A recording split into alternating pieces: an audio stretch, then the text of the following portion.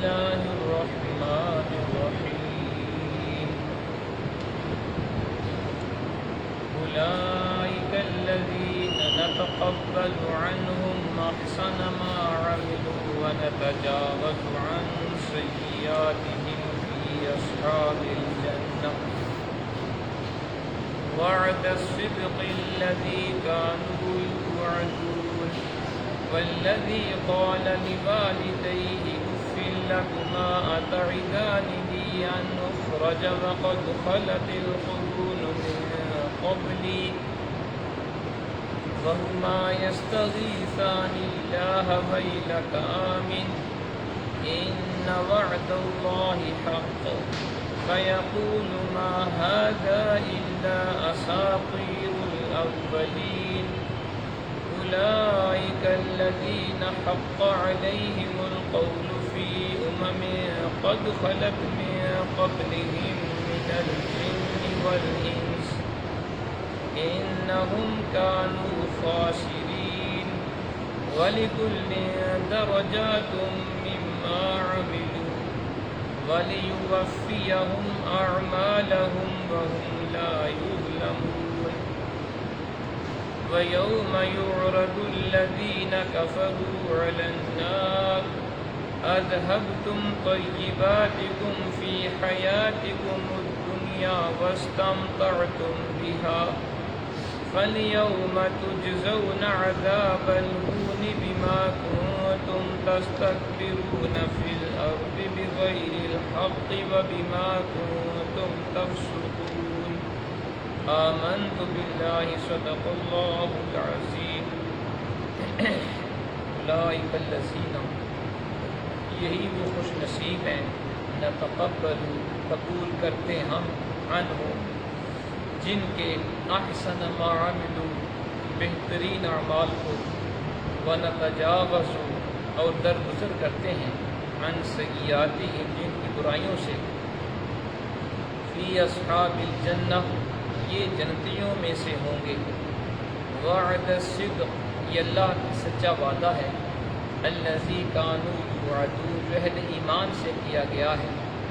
والذی قال اور جس نے کہا لوالدی اپنے والدین کو اف لکما افسوس ہے تمہارے حال پر اتعداننی کیا تم مجھے دھمکی دیتے ہو ان اخرجا اس کی کہ میں نکالا جاؤں گا یعنی قبر سے وقد خلت القرون حالانکہ گزر چکی ہیں کئی صدیاں من قبلی مجھ سے پہلے وہما یستغیثان اللہ اور اس کے والدین بارگاہ الہی میں فریاد کرتے ہیں ویلک آمن اسے کہتے ہیں تیرا خانہ خراب ہو ایمان لے آ ان وعد اللہ حق یقینا اللہ کا وعدہ سچا ہے فیقول تو وہ جواباً کہتا ہے ما ھذا نہیں ہے یہ دھمکیاں الا مگر اساطیر الاولین پہلے لوگوں کی فرسودہ کہانیاں اولئک الذین یہی وہ بدبخت ہیں حق علیہم القول جن پر ثابت ہو چکا ہے عذاب کا فرمان فی امم ان گروہوں میں قد خلت من قبلہم جو ان سے پہلے گزر چکے ہیں من الجن والانس جنوں اور انسانوں میں سے انہم کانوا خاسرین بے شک وہ سراسر گھاٹے میں تھے وَلِكُلٍّ درجات اور ہر ایک کے لیے مرتبے ہوں گے مما عاملوا ان کے اعمال کے مطابق وَلِيُوَفِّيَهُمْ اور اللہ تعالیٰ پورا پورا دے گا انہیں اعمالہم ان کے اعمال کا بدلہ وَهُمْ لَا يُظْلَمُونَ اور ان پر ظلم نہیں کیا جائے گا وَيَوْمَ يُعْرَضُ الَّذِينَ كَفَرُوا اور جس روز لا کر کھڑا کر دیا جائے گا کفار کو علی النار آگ کے سامنے انہیں کہا جائے گا اذھبتم طیباتکم تم نے ختم کر دیا تھا اپنی نعمتوں کا حصہ فی حیاتکم الدنیا اپنی دنیاوی زندگی میں واستمتعتم بہا اور خوب لطف اٹھا لیا تھا تم نے ان سے فالیوم آج تجزون عذاب الہون تمہیں رسوائی کا عذاب دیا جائے گا بما کنتم تستکبرون، بوجہ اس گھمنڈ کے جو تم کیا کرتے تھے فی الارض زمین میں، بغیر حق نا حق کیا کرتے تھے، وبما کنتم تفسقون اور بوجہ تمہاری نافرمانی۔ حضرات محترم بھی آپ قرآن مجید فرقان حمید میں سے 26واں پارہ سورۃ الاحقاف کی آیت نمبر 16 تا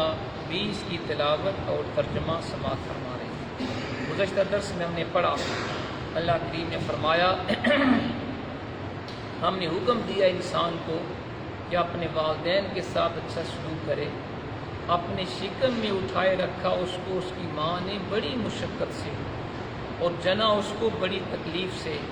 اور اس کے حمل اور اس کے دودھ چھڑانے تک 30 مہینے لگ گئے، یہاں تک کہ جب وہ اپنی پوری قوت کو پہنچا اور 40 برس کا ہو گیا تو اس نے عرض کی، اے میرے رب مجھے والہانہ توفیق عطا فرما کہ میں شکر ادا کرتا رہوں تیری اس نعمت کا جو تو نے مجھ پر اور میرے والدین پر فرمائی، اور میں ایسے نیک کام کروں جن کو تو پسند فرمائے، اور صلاح و رشد کو میرے لیے میری اولاد میں راسخ فرما دے۔ بے شک میں توبہ کرتا ہوں تیری جناب میں، اور میں تیرے حکم کے سامنے سر جھکانے والوں میں سے ہوں۔ گزشتہ درس میں ہم نے ان آیات بینات کی تفسیر کی۔ آج کے درس میں اللہ کریم انہی اپنے نیک بندوں کا ذکر بھی فرما رہا ہے، اور پھر آگے اللہ نے کافر کا ذکر بھی کیا ہے، اس کے لیے جو عذاب ہے اس کا ذکر بھی ہے، پھر اس کے والدین نے کیسے اپنے کافر بچے کو سمجھایا اس کا ذکر بھی ہے، پھر کفار کے عذاب کا ذکر بھی ہے، یہ ساری چیزیں۔ پہلی آیت میں فرمایا اولئک الذین نتقبل عنہم احسن ما عملوا ونتجاوز عن سیئاتہم فی اصحاب الجنہ وعد الصدق الذی کانوا یوعدون۔ یہی وہ خوش نصیب ہیں قبول کرتے ہم جن کے بہترین اعمال کو، اور درگزر کرتے ہم جن کی برائیوں سے، یہ جنتیوں میں سے ہوں گے۔ یہ اللہ کا سچا وعدہ ہے جو اہل ایمان سے کیا گیا۔ پہلے جو پچھلا درس تھا اس میں اللہ کریم نے اپنی شان بندگی کو ظاہر کیا کہ ہم نے انسان کو تاکید کی ماں باپ کے ساتھ اچھا سلوک کرو، پھر ماں جو اپنے اولاد کی تربیت میں، جنم دینے میں اور اسے پیٹ میں اٹھانے کی صورت میں جو مشقتیں جھیلتی ہیں، قرآن نے اس کا ذکر بھی کیا، اور پھر قرآن پاک نے اس دعا کا ذکر بھی کیا جو اللہ کے بندے اللہ سے دعا کرتے ہیں کہ اے میرے رب جو نعمتیں تو نے مجھ پہ کی مجھے ان کے شکر کی توفیق بخش، جو میرے اوپر تو نے کرم کیا، میرے والدین پہ کرم کیا، اس پہ مجھے شکر کی توفیق بخش، اور مجھے اچھے اعمال کی توفیق بخش جن سے تو راضی ہوتا ہے۔ میری اصلاح فرما، میری اولاد کی اصلاح کر، میں تیری طرف توبہ کرتا ہوں۔ تو اللہ کریم نے اپنے نیک بندوں کا ذکر کیا، شان بندگی کا اظہار تھا، یہاں شان بندہ نوازی پوری ادائے دل بری سے جلوہ نما ہے۔ فرمایا کہ جو میرے احکام پہ چلتا ہے، میری اطاعت کرتا ہے، ماں باپ کے ساتھ اس نے سلوک کرتا ہے، اور پھر جو میں نے اس کے اوپر انعامات کیے، فضل و کرم کی بارش کی، صحت دی، مال دیا، عزت دی، جوانی دی، طرح طرح کی اس کو جو نعمتیں میں نے بخشی ہیں، جو اس کے اوپر میری بارگاہ میں جبین نیاز کو جھکاتا ہے،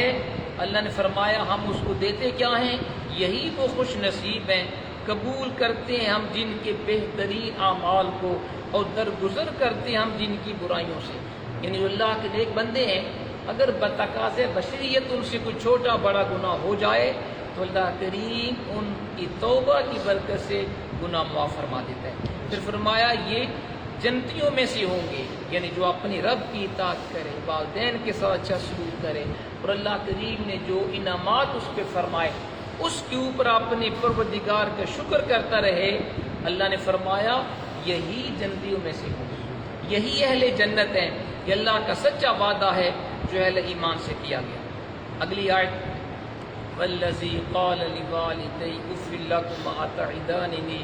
ان اخرج وقد خلت القرون من قبلی وهما يستغیثان اللہ ویلک آمن ان وعد اللہ حق فیقول ما هذا الا اساطیر الاولین۔ جس نے کہا اپنے والدین کو افسوس ہے تمہارے حال پر، کیا تم مجھے دھمکی دیتے ہو اس کی کہ میں قبر سے نکالا جاؤں گا، حالانکہ گزر چکی ہیں کئی صدیاں مجھ سے پہلے، ان میں سے تو کوئی اب تک زندہ نہ ہوا۔ اور اس کے والدین بارگاہ الہی میں فریاد کرتے ہیں، اسے کہتے ہیں تیرا کھانا خراب ہو، ایمان لے آ، یقیناً اللہ کا وعدہ سچا ہے۔ تو وہ جواباً کہتا ہے نہیں ہے یہ دھمکیاں مگر پہلے لوگوں کی فرسودہ کہانیاں۔ اچھا جی، سابقہ آیات میں بندہ مومن کا کردار بیان کیا گیا، وہ کیا ہے کہ بندہ مومن اپنے رب کی اطاعت کرتا ہے، والدین کا فرما بردار ہوتا ہے، اور جو اللہ کریم نے نعمتیں اس سے بخشی ہوتی ہیں اس کے اوپر شکر کرتے ہیں۔ یہ اللہ کے نیک بندے کی شان ہے۔ اب اللہ کریم اس آیت کے اندر ایسے ایک شخص کا کردار بیان فرما رہا ہے جس کی آخرت پر ایمان نہیں، جو مسلمان نہیں ہے، جو آخرت کو نہیں مانتا، وہ اپنے خالق سے چہرہ پھیرے ہوئے ہے، اپنے ماں باپ کا گستاخ ہے، انہیں بات بات کے اوپر جھڑکتا ہے، اگر وہ اس کی اصلاح یا حوال کے لیے کوشش کرتے ہیں ان کا مذاق اڑاتا ہے۔ بدبخت بچہ، اس کا ذکر ہے، ان کو احمد اور بیوقوف سمجھتے، اپنے ماں باپ کہتے تم بیوقوف ہو، تمہیں پتہ ہی نہیں زمانے کا۔ یہ پرانے لوگوں کے من گھڑت قصے ہیں، ان دونوں کرداروں کا بنظر غائب مطالعہ کیجئے، آپ کو خود بخود پتہ چل جائے گا کہ آخرت پر ایمان لانے والے اور آخرت کا انکار کرنے والوں میں کتنا اور کیسا فرق۔ دیکھیں، جو اپنے رب کو ایک مانتا ہے، اس کے پیارے حبیب کو سچا اللہ کا رسول مانتا ہے، وہ تو کبھی ماں باپ کو گالی دینا تو دور کی بات، کبھی ان کے سامنے آواز بلند کرنا بھی گوارا نہیں کرتا۔ جو اللہ کا فرما بردار ہے اور اس کے پیارے حبیب کا سچا غلام ہے، وہ تو اپنی، اگر اس کی زندگی میں والدین بوڑھے ہو جائیں، وہ تو اپنی خوشبختی سمجھتا ہے ان کی خدمت کر کے اپنے رب اس کے حبیب کو راضی کیا جائے۔ یہ ہے بندہ مومن۔ اس کے برعکس جو کافر ہوتے ہیں، آج بھی آپ جا کے دیکھ لیں، قرآن کی آیت کی صداقت اگر آپ نے اپنی آنکھوں سے دیکھنی ہو، یورپ کے کسی کنٹری کے اندر آپ جا کے دیکھ لیں، وہاں اولاد والدین کا کوئی پرسان حال نہیں ہوتا۔ ہوتا یوں ہے کہ جو ہی بچہ شادی کرتا ہے وہ اپنا الگ گھر بسا لیتا ہے، وہ والدین کی خدمت کو اپنی قانوناً، اخلاقاً اور کسی اعتبار سے ذمہ داری سمجھتے نہیں۔ اس لیے یورپین کنٹریز کے اندر اولڈ ہومز کا تصور ہے۔ اب تو بدقسمتی سے ہمارے ہاں بھی اولڈ ہوم بنے ہوئے ہیں، پتہ آپ کو نا، یہاں بھی ہمارے پنڈی کے اندر بھی۔ تو یہ تصور کہاں سے آیا؟ اسلام نے یہ تصور نہیں دیا، ان کے ہاں یہ تصور ہے جب والدین پوری ہو گئے، بچے نے شادی کر لی، اب والدین کی خدمت کو اپنا مذہبی، سیاسی، اخلاقی فریضہ سمجھتے نہیں ہیں۔ اس لیے ان گورنمنٹس کو بامبری مجبوری ماں باپ کے لیے اولڈ ہوم بنانا پڑتے ہیں جہاں پہ وہ زندگی کے آخری ایام گزارتے ہیں۔ جبکہ اسلام نے کیا کہا؟ حضور کا بڑا پیارا فرمان، رضا الرب فی رضی الوالد و سخط الرب فی سخط الوالد، او کما قال، رب کی رضا باپ کی رضا میں ہے،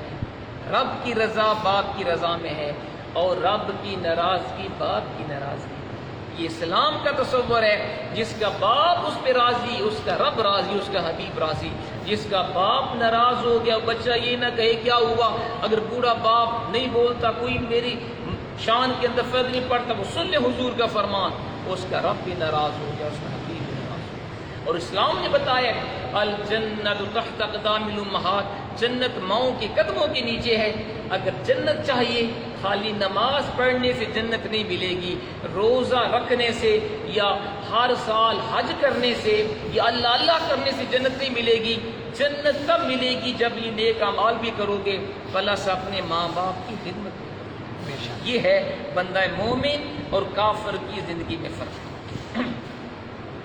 سبحان اللہ۔ پھر فرمایا کہ اس کے والدین اس کو کہتے اللہ کے بندے ایمان لے آ، وہ کہتا ہے جی یہ تو پہلے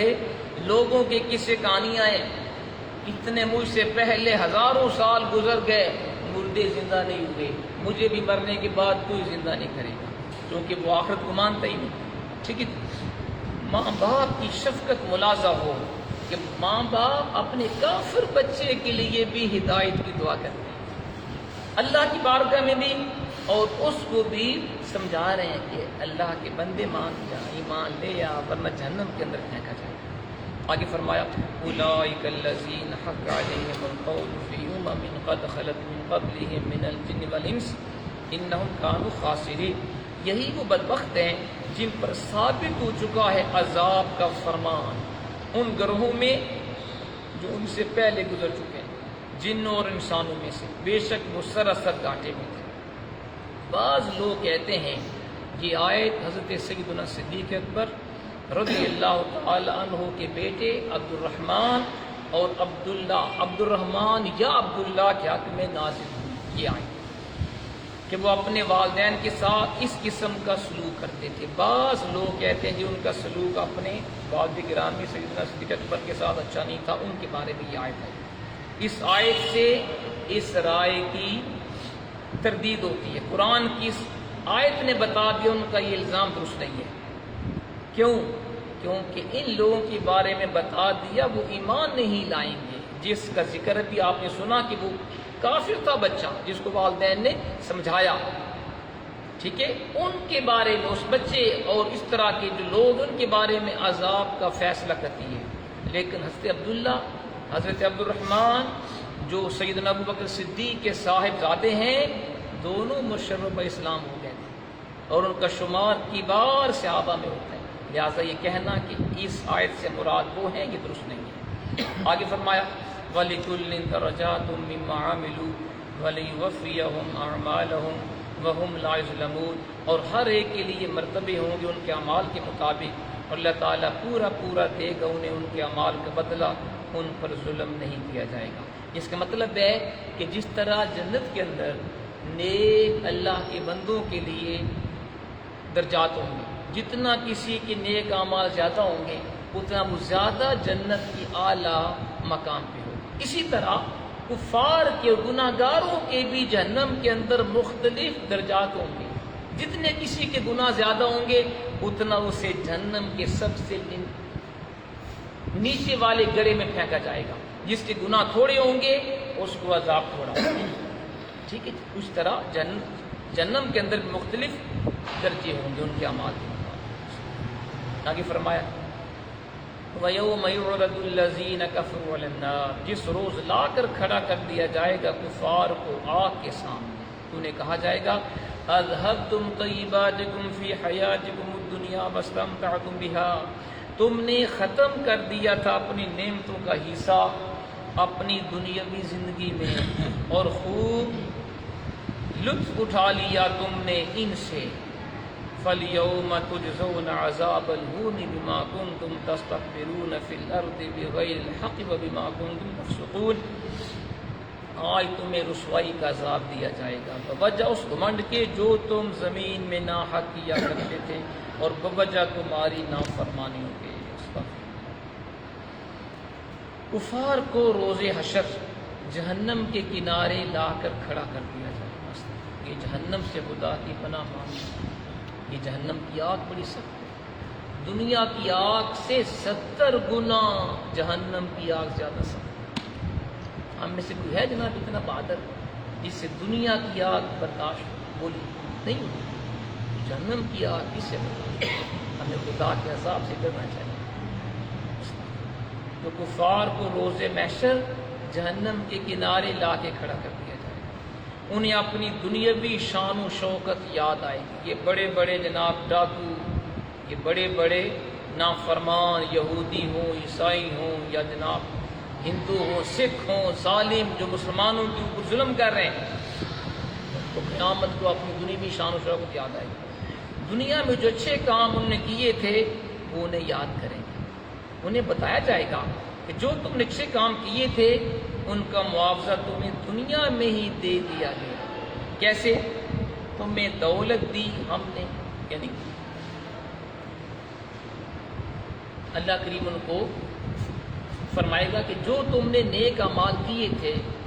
کفار کا ذکر ہے، ہم نے تمہیں دنیا میں اس کا بدلہ دے دیا۔ کیسے؟ ہم نے تمہیں دولت دی، عزت دی، شہرت دی، تمہارا حساب چکا دیا۔ یہ مسئلہ یاد رکھیں، کفار جتنے بھی نیک اعمال کر لیں دنیا میں، سخاوت کریں، غرباء کی امداد کریں، رفاع عامہ کے کام کریں، ان کو اللہ دنیا میں اس کا صلہ عطا فرما دے، شہرت کی صورت میں، سخاوت کی صورت میں، اور اچھے الفاظ میں لوگ ان کو یاد کرتے ہیں، لیکن آخرت میں ان کو کوئی صلہ نہیں ملے گا جو کفار ہے۔ تو ان کو بتایا جائے گا ہم نے تمہیں نیک اعمال کا دنیا میں معاوضہ دے دیا۔ اچھا جی، آج تو تمہیں اس کفر و شرک کی سزا دی جائے گی جو تم عمر بھر کرتے رہے، اب تمہیں ثواب نہیں ہوگا، کفر شرک کی سزا ملے گی